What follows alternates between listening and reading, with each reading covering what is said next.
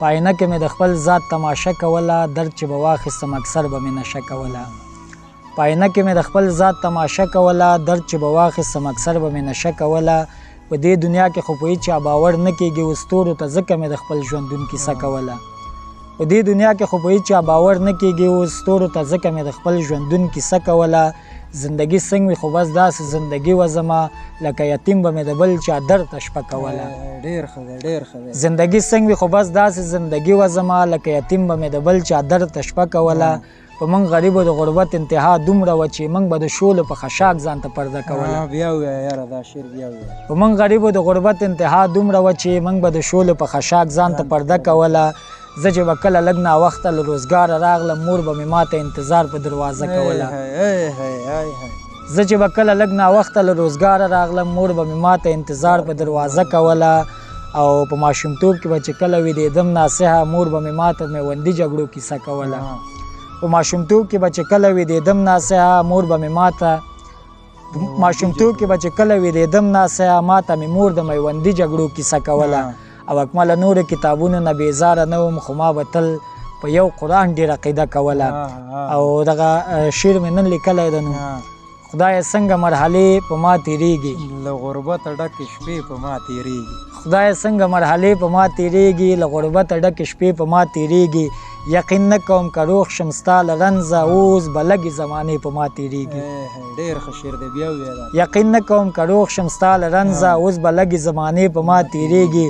لکه مات بنګړی په ځمکه باندې پروت یم، چا جګ نه کړم قافلې په ما تیریږي. بیا ووایه ورته دا شعر.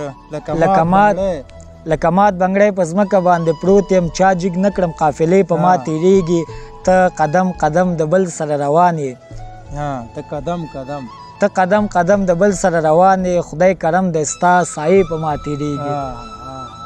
ته قدم قدم د بل سره روان یې، خدای کرم د ستا سایې په ما تیریږي. ته خوشحاله یې د بل په کور کې یاره، ویښې شپې او شوګیرې په ما تیریږي. ته خوشحاله یې ته خوشحاله یې د بل په کور کې یاره، ویښې شپې او شوګیرې په ما تیریږي. او زه د ژوند په معنا پوه نه شم اکمله، چې دا څنګه فلسفې په ما تیریږي. او ته قدم قدم د بل سره روان یې، خدای کرم دی. ته قدم قدم د بل سره روان یې، کوم یو خدای کرم دی. ته قدم قدم د بل سره روان یې، خدای کرم د ستا سایې په ما تیریږي. سهیل صاحب دغه نور شعرونه دي چې چا د زلفو پڼ مې په اوږو باندې بار کړي دي، ډېرو ډنډرونو ګلابونه په دار کړي دي. چا د زلفو پڼ مې په اوږو باندې بار کړي دي، ډېرو ډنډرونو ګلابونه په دار کړي دي. جبر د حالاتو یې دومره مجبور کړی چې ډېرې ناکردې مې په مړۍ کې ایثار کړي دي. جبر د حالاتو یې دومره مجبور کړی چې ډېرې ناکردې مې په مړۍ کې ایثار کړي دي. یا مذهب پرستو ښه په جار اعتراف وکړئ نن، یا مذهب پرستو ښه په جار اعتراف وکړئ نن، یا مذهب پرستو ښه په جار اعتراف وکړئ نن. ووایي د قام بچي مو څومره وزګار کړي دي. یا مذهب پرستو ښه په جار اعتراف وکړئ نن، ووایي د قام بچي مو څومره وزګار کړي دي. اوس در پسې چغې د هجران په شپه کې نه وهم، اوس مې اوازونه په سګریټو قرار کړي دي.